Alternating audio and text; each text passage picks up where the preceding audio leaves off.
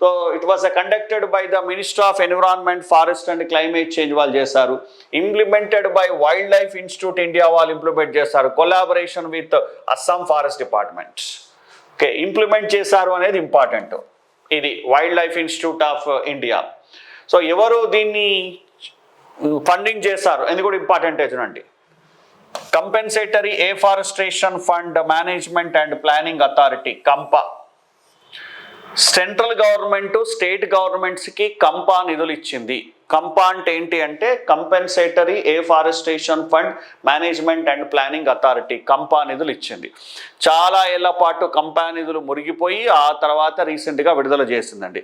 ఈ కంపా అంటే ఏంటి అంటే ఈ నిధులు ఎక్కడి నుంచి వస్తాయి అంటే అసలు ఎందుకు ఉపయోగపడుతుందంటే స్టేట్లలో రీఫారెస్ట్రేషన్ను డెవలప్ చేయడానికి కంపా నిధులను ఉపయోగిస్తారు.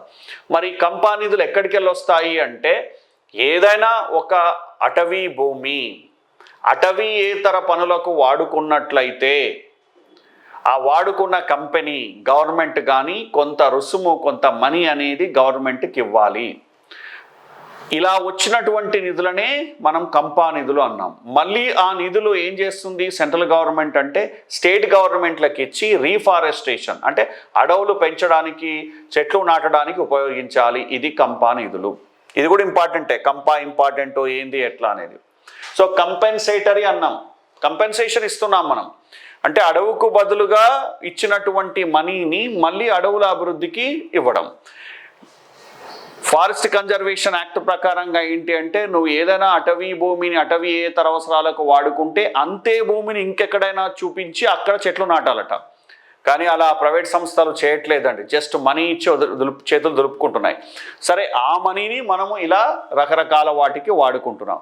సో ఇక్కడ డాల్ఫిన్ ట్యాగింగ్కి ఎవరు నిధులు సమకూర్చారు అంటే కంపా, అది పాయింట్ ఇక్కడ. ఓకే, ఇంప్లిమెంట్ చేసింది wild life institute of India. ఈ 2 పాయింట్స్ ఇంపార్టెంట్ ఈ బోర్డులో.